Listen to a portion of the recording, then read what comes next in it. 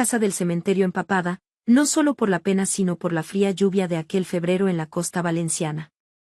Había dejado a Margarita, mi suegra, mi Marga, bajo tierra. 10 años. 10 años cuidándola a través de su decadencia, desde el primer ictus hasta el último suspiro. El negro de mi abrigo estaba saturado y mis manos aún temblaban por el esfuerzo de la caja, por el adiós definitivo. Lo primero que vi al entrar en el recibidor, dejando huellas húmedas de mis zapatos de funeral sobre el parqué que Marga pulía con manía cada sábado, fue una escena insólita. Estaban todos en mi salón. Mi marido, Ricardo, mi hijo, Darío, mi cuñada, Carla, y un abogado que no había visto en mi vida. Los 4 sentados, esperando mi regreso como si fuera una reunión de accionistas. Ricardo, mi marido de 23 años, ocupaba la butaca favorita de Margarita, algo que nunca, en todo el tiempo que ella estuvo viva, se había atrevido a hacer. Me quedé en el umbral, sintiendo como el frío me mordía los huesos. Teresa, dijo él, sin levantarse.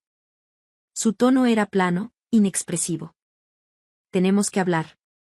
Darío, nuestro hijo de 24 años, estaba sentado en el sofá, incapaz de mirarme a los ojos, con el perfil tan tenso que parecía de mármol.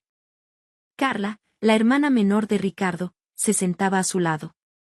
Llevaba una carpeta sobre el regazo y, algo que me pareció de una crueldad exquisita, no se había quitado las gafas de sol que usó en el entierro, a pesar de estar bajo la tenue luz de la lámpara de nuestro salón. La vanidad de ser una influencer de estilo de vida, supongo, no cesaba ni ante la muerte de su madre. El abogado, un hombre delgado con un traje gris que parecía recién salido de una fotocopiadora, ocupaba el sillón junto al ventanal que daba al pequeño jardín de atrás. ¿Puedo al menos quitarme el abrigo?, pregunté, notando el esfuerzo que me costaba cada palabra. Esto no llevará mucho tiempo, espetó Carla.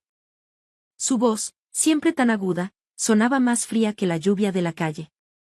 Me colgué el abrigo en el perchero que Marga había comprado en un mercadillo de antigüedades. Ella me había contado la historia de esa pieza mientras yo le cambiaba la cuña, intentando distraerla de la indignidad de su estado. Teresa, siéntate, ordenó Ricardo.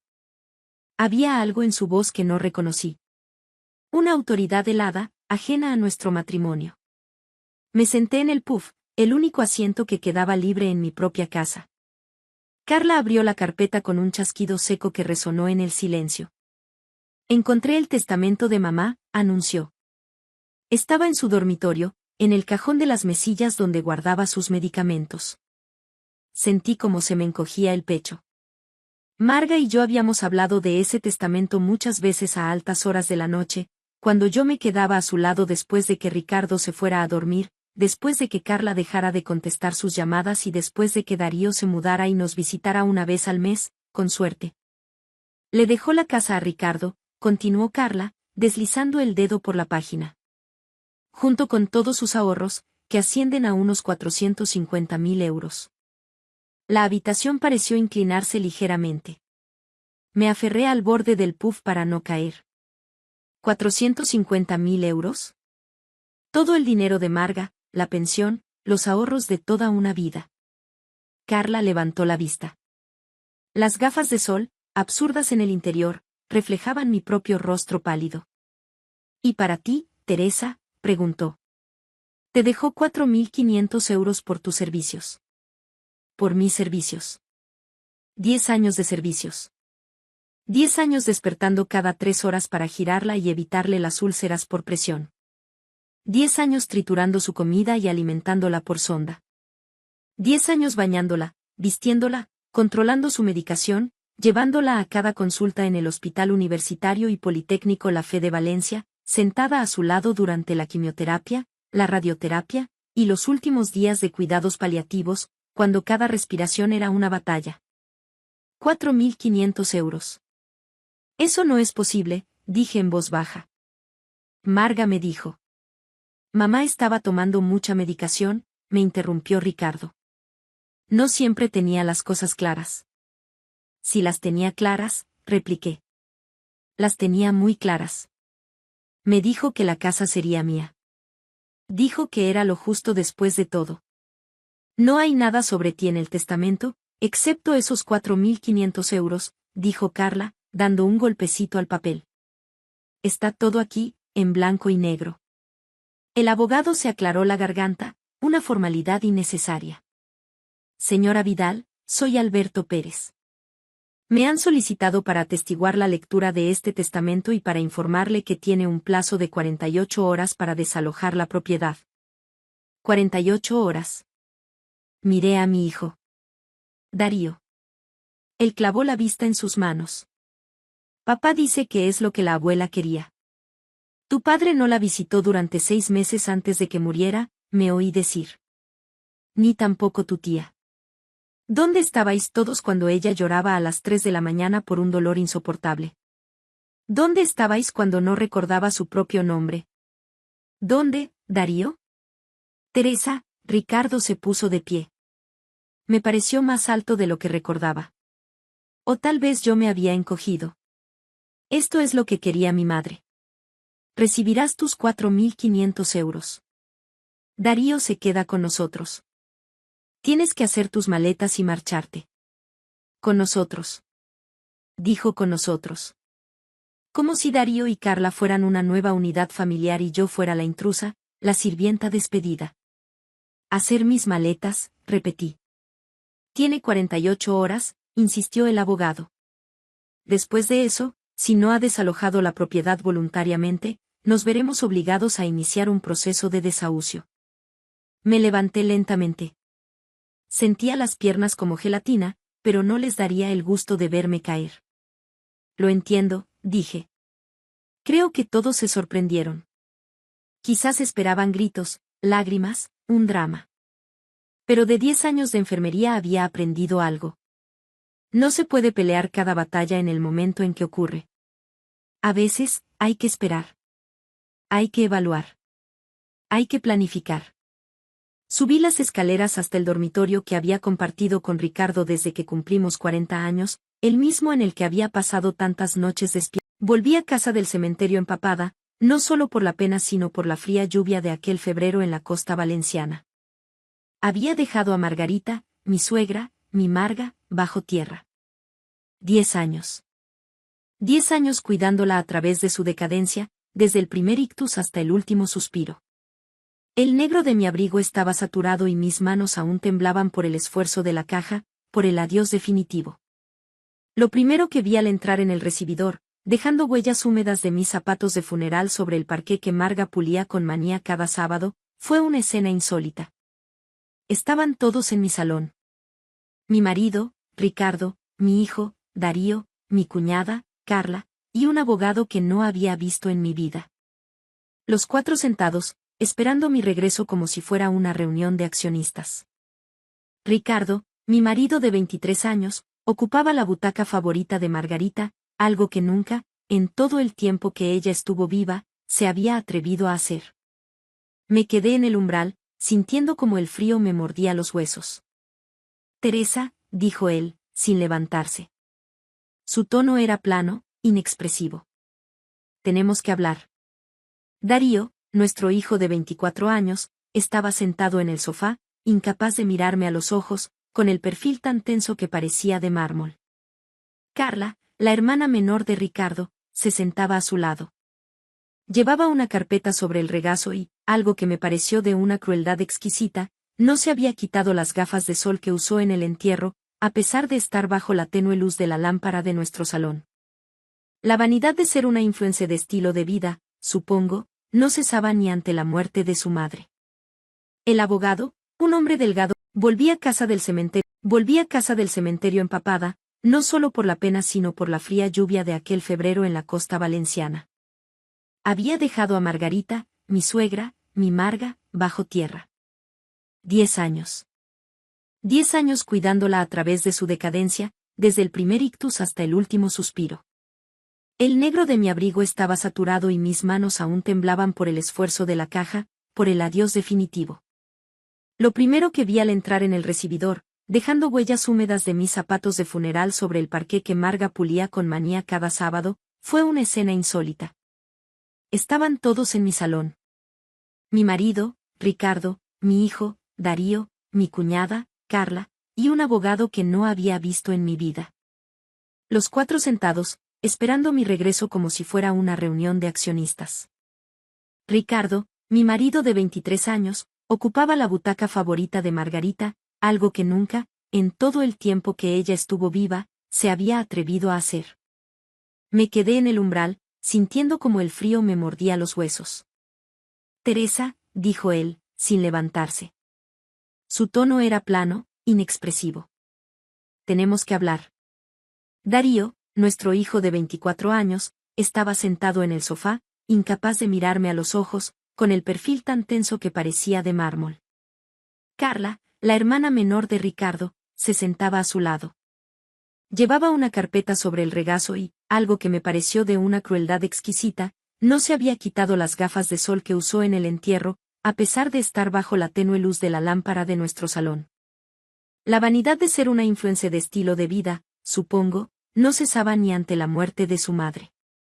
El abogado, un hombre delgado con un traje gris que parecía recién salido de una fotocopiadora, ocupaba el sillón junto al ventanal que daba al pequeño jardín de atrás. ¿Puedo al menos quitarme el abrigo?, pregunté, notando el esfuerzo que me costaba cada palabra. Esto no llevará mucho tiempo, espetó Carla. Su voz, siempre tan aguda, sonaba más fría que la lluvia de la calle. Me colgué el abrigo en el perchero que Marga había comprado en un mercadillo de antigüedades. Ella me había contado la historia de esa pieza mientras yo le cambiaba la cuña, intentando distraerla de la indignidad de su estado. Teresa, siéntate, ordenó Ricardo. Había algo en su voz que no reconocí. Una autoridad helada, ajena a nuestro matrimonio. Me senté en el puff, el único asiento que quedaba libre en mi propia casa. Carla abrió la carpeta con un chasquido seco que resonó en el silencio. Encontré el testamento de mamá, anunció. Estaba en su dormitorio, en el cajón de las mesillas donde guardaba sus medicamentos. Sentí como se me encogía el pecho. Marga y yo habíamos hablado de ese testamento muchas veces a altas horas de la noche, cuando yo me quedaba a su lado después de que Ricardo se fuera a dormir, después de que Carla dejara de contestar sus llamadas y después de que Darío se mudara y nos visitara una vez al mes, con suerte. Le dejó la casa a Ricardo, continuó Carla, deslizando el dedo por la página. Junto con todos sus ahorros, que ascienden a unos 450.000 euros. La habitación pareció inclinarse ligeramente. Me aferré al borde del puff para no caer. ¿450.000 euros? Todo el dinero de Marga, la pensión, los ahorros de toda una vida. Carla levantó la vista. Las gafas de sol, absurdas en el interior, reflejaban mi propio rostro pálido. ¿Y para ti, Teresa?, preguntó. Te dejó 4.500 euros por tus servicios. Por mis servicios. 10 años de servicios. 10 años despertando cada 3 horas para girarla y evitarle las úlceras por presión. 10 años triturando su comida y alimentándola por sonda. 10 años bañándola, vistiéndola, controlando su medicación, llevándola a cada consulta en el Hospital Universitario y Politécnico La Fe de Valencia, sentada a su lado durante la quimioterapia, la radioterapia, y los últimos días de cuidados paliativos, cuando cada respiración era una batalla. 4.500 euros. Eso no es posible, dije en voz baja. Marga me dijo.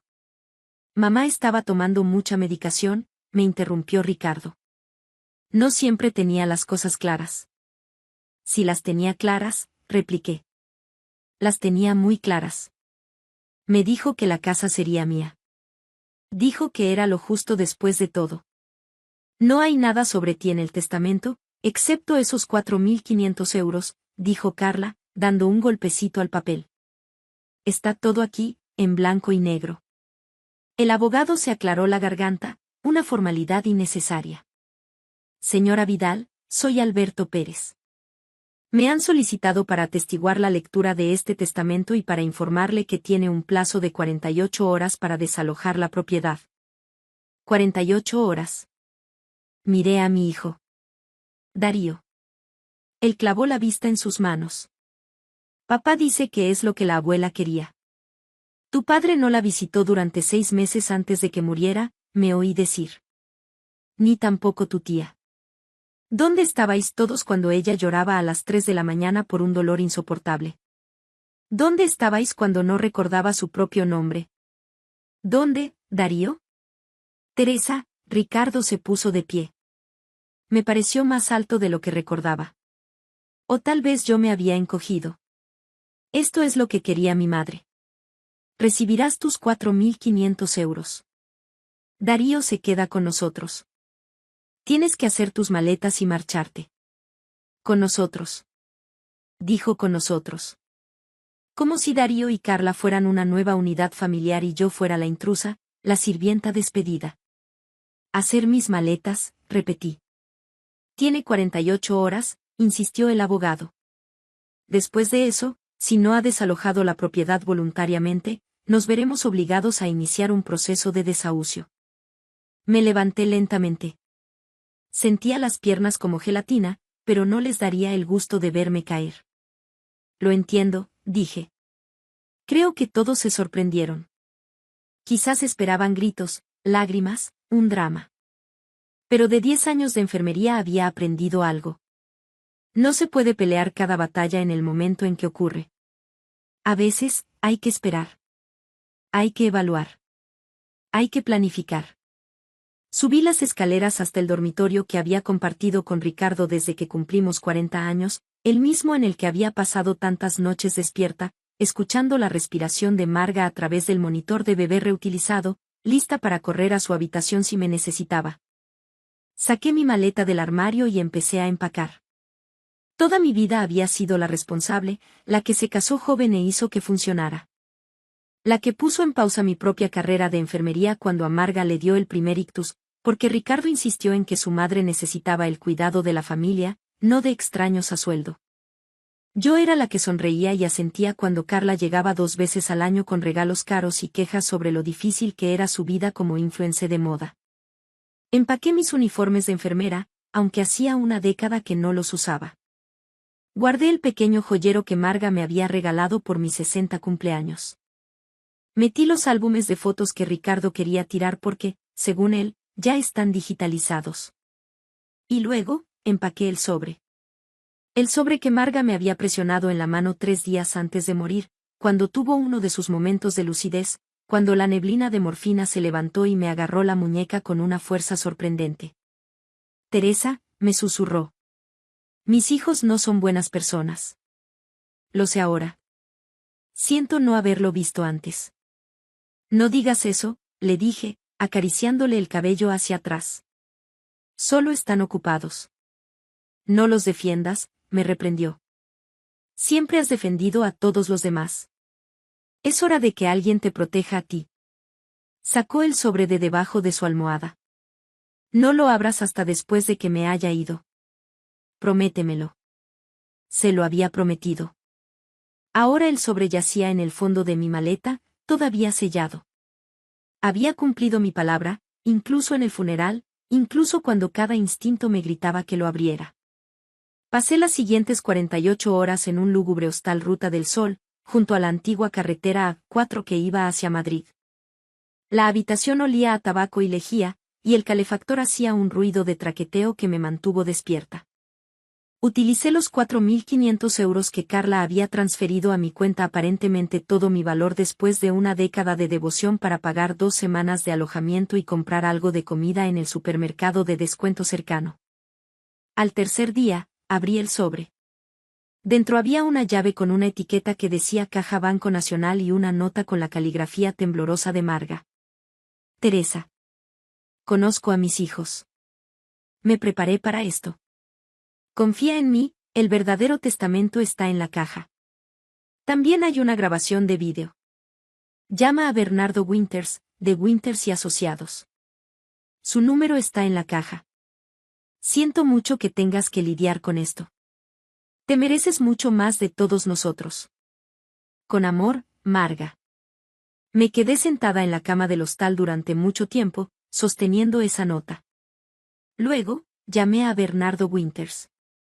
El bufete de abogados estaba en un antiguo edificio de ladrillo en el centro histórico de Valencia, justo encima de la panadería que hacía los rollos de canela que tanto le gustaban a Marga antes de que ya no pudiera tragar alimentos sólidos. Bernardo Winters, un hombre de unos 70 años, tenía ojos amables y un apretón de manos firme. Señora Vidal, dijo. La estaba esperando. Margarita vino a verme hace 8 meses. Tenía muy claro lo que quería. Me condujo a una sala de conferencias e insertó la llave que yo le había traído en una caja metálica sobre la mesa.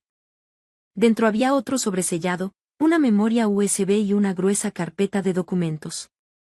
El testamento oficial de Margarita, dijo Bernardo, abriendo el sobre, fue ejecutado el 15 de junio del año pasado. Fui testigo yo mismo, junto con 2 de mis colegas. Ha sido notariado y registrado en el juzgado de primera instancia. Empezó a leer.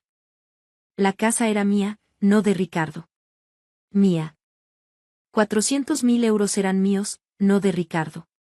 Míos. Ricardo y Carla recibían cada uno 22.000 euros con una condición muy específica. No recibirían absolutamente nada si impugnaban el testamento. Darío recibía 90.000 euros en un fondo fiduciario al que podría acceder a los 25 años, algo que sucedería en 10 meses. El testamento también incluye lo que llamamos una cláusula de no impugnación, explicó Bernardo. Si alguien desafía la validez del testamento, pierde toda su herencia. Es perfectamente legal y, en este caso, muy prudente por parte de Margarita. Pero ellos tienen un testamento, dije. Carla me lo enseñó. Una falsificación, dijo Bernardo en voz baja. Y la falsificación de un documento legal es un delito grave. Marga estaba preocupada de que pudieran intentar algo así, por eso tomó ciertas precauciones. Encendió el portátil y enchufó la memoria USB. El rostro de Marga llenó la pantalla. Estaba sentada en esa misma oficina, con la chaqueta de punto azul que le había regalado por Navidad hacía 2 años. Parecía cansada, pero decidida. A quien concierna, dijo a la cámara. Soy Margarita Patricia Navarro, en plenas facultades mentales y físicas, aunque mi cuerpo ya no sea lo que era. Una pequeña sonrisa. Hago este video para asegurar que mis deseos sean totalmente claros y no puedan ser malinterpretados o manipulados por nadie. Ella juntó las manos sobre la mesa. Mi hijo Ricardo y mi hija Carla no han estado presentes en mi vida durante muchos años. Vienen en festivos y cumpleaños, se quedan 1 hora y se van. Llaman una vez al mes, si acaso. Me han dejado muy claro que mi cuidado es una carga que no están dispuestos a asumir. Su voz se quebró ligeramente. Mi nuera, Teresa Vidal, ha sido mi única cuidadora durante 10 años. Me ha bañado. Me ha alimentado. Me ha cogido de la mano durante procedimientos y dolores que habrían roto a la mayoría de las personas. Ha sacrificado su propia carrera, su propia salud, incluso su propia dignidad en ocasiones, para preservar la mía. Marga miró directamente a la cámara. Teresa se merece todo lo que tengo para darle. La casa debe ser suya. Se la ha ganado 1000 veces. El dinero debe ser suyo. No compensará lo que ha entregado, pero es lo que tengo. Hizo una pausa. Les dejo algo a mis hijos porque son mis hijos y los quiero a pesar de sus defectos. Pero si eligen luchar contra este testamento, si eligen intentar quitarle a Teresa lo que se ha ganado, entonces no recibirán nada. Esta es mi última palabra sobre el asunto. El vídeo terminó. Me quedé sentada en silencio. Bernardo Winters me sirvió un vaso de agua de la jarra que había sobre la mesa. Hay más, dijo suavemente. Margarita también documentó todo. Llevó un diario de cada vez que Ricardo o Carla no la visitaron, de cada promesa rota, de cada vez que pidieron dinero, pero no pudieron dedicar tiempo. Tiene testimonios de las enfermeras de paliativos que la cuidaron en las últimas semanas, continuó. Cada una de ellas menciona que Teresa fue el único miembro de la familia presente. Me deslizó una carpeta. Informes médicos, registros de cuidados, informe. Yo no llevaba la cuenta, dije con un nudo en la garganta. Simplemente hacía lo que había que hacer. Margarita sí llevaba la cuenta, dijo Bernardo. Ella sabía que tú no lo harías.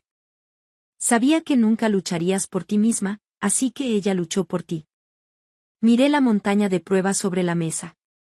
¿Qué pasa ahora? Ahora, Bernardo se reclinó en su silla. Ahora, presento el testamento oficial ante el notario. Envío una notificación a todas las partes nombradas en el testamento, y le sugiero encarecidamente a Ricardo y Carla que acepten sus 22.000 euros cada uno y se marchen. Porque si luchan contra esto, lo perderán todo. Y si las autoridades descubren ese testamento falso que te mostraron, podrían enfrentarse a cargos penales. Cargos penales, repetí. Falsificación, intento de fraude, y potencialmente abuso de ancianos, si logramos demostrar que manipularon a Margarita mientras estaba vulnerable, explicó Bernardo. Son delitos graves, señora Vidal. Pensé en Ricardo sentado en la butaca de Marga, en Carla con sus gafas de sol y su voz helada diciendo: por tus servicios. Pensé en Darío, incapaz de mirarme. ¿Qué debo hacer?, pregunté. Bernardo sonrió. Lo que Margarita quería que hicieras. Vuelve a casa. Ahora es tu casa. Presenta una denuncia ante la policía sobre el testamento falso si lo deseas. Yo lo recomiendo. Y vive tu vida. Te lo has ganado. Al día siguiente, presenté la denuncia en la comisaría de Policía Nacional. La inspectora que tomó mi declaración era una mujer de mi edad, con ojos comprensivos y manos eficientes que teclearon todo lo que dije. ¿Aún tiene el testamento falso?, preguntó. No, respondí. Carla se lo quedó. Está bien. Tendremos que obtenerlo como prueba. No contacte con su marido ni con su hermana. Nosotros nos encargaremos. 3 días después, estaba volviendo a llevar mis cosas a la casa, mi casa, cuando 2 coches de policía se detuvieron fuera. Observé desde la ventana cómo los agentes llamaban a la puerta. Ricardo abrió. Vi cómo su rostro cambiaba al ver las placas de identificación. Lo arrestaron allí mismo, en el porche de la casa que no era suya. Arrestaron a él y a Carla, que había estado dentro ayudándole a seleccionar las pertenencias de Marga para venderlas. Darío me llamó esa noche. Mamá, su voz era pequeña. Lo siento mucho. Yo no lo sabía. Papá me dijo que la abuela quería que él se quedara con la casa. Me enseñó el testamento. Pensé que simplemente estabas molesta por haberla perdido y por eso te fuiste. No sabía que era falso. ¿Ayudaste a hacer el testamento?, pregunté. No. No, lo juro.